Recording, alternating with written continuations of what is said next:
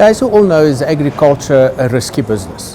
I've said that I'm part of the nutriology part of Omnia, and if you look at the nutriology model, consists of 12 pillars, and one of those, or each of those pillars, actually is a model that reduces risk, and we bring new innovation to the farmer.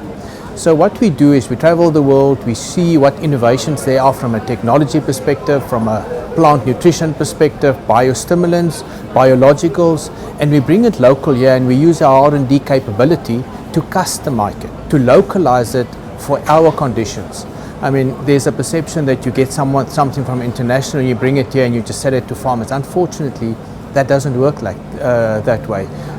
We work very hard to test it in our laboratories, to test it on field, and then after that, when we see what's working, we formulate it and we bring a solution, not necessarily a product, but we bring a solution to our farmers. And if you walk around our stand during this Nampo, you will see that.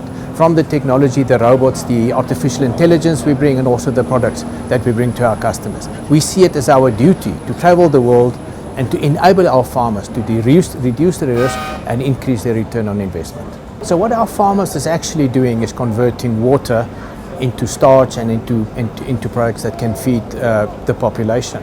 So we work very hard, first of all, to increase our water use efficiency. In other words, to produce more crop per drop, as we would like to call it. In addition to that, we would like to make sure that we increase also the nutrient use efficiency. So the trials that we've shown this year at Nampo, introducing biostimulants, for instance, you know, we could have gone, we came along with only nutrients nowadays, but we realized the importance of biostimulants, of bacteria that increases the nutrient use efficiency, but also supports the plant to utilize the water that's available better by increased root mass, and that also reduces the risk, which obviously assists the farmer in, again, increasing his return on the investments that he's making. We see it our duty to travel the world to see what's out there and bring it locally.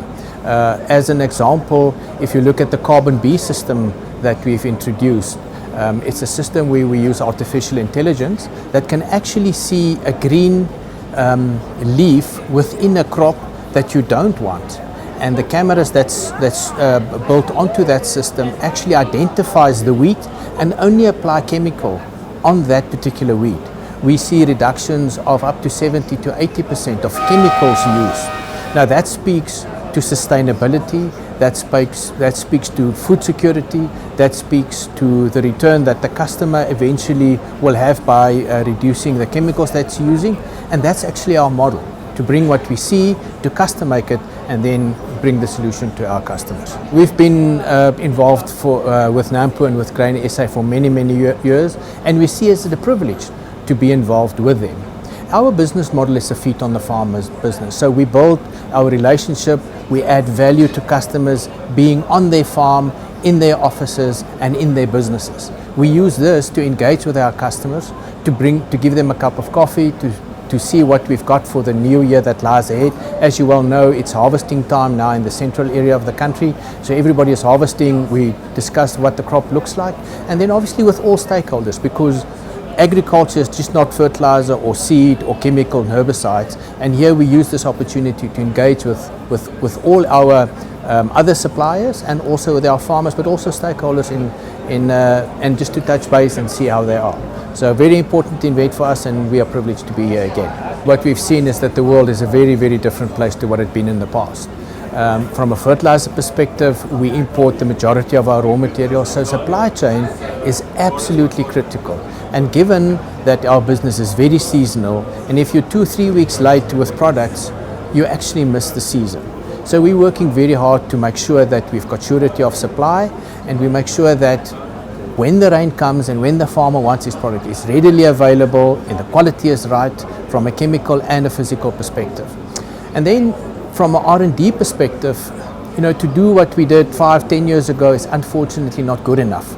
The only way that we see that we will be competitive in this vastly and quickly changing world is to enable producers to be competitive in the world We deal in two different markets where we grow what we call row crops and dryland crops like maize, soy and sunflower and wheat, and there the customer benefit with a higher yield with less inputs. But then we also deal in more permanent crops where it's exported, and there, to be able to compete in Europe and all the places that we export to, there's quality and size and shelf life and so forth. That becomes more important. So depending on which customer you service, we apply the Nutriology model to actually enhance his ability to compete, to be sustainable, and obviously to have longevity.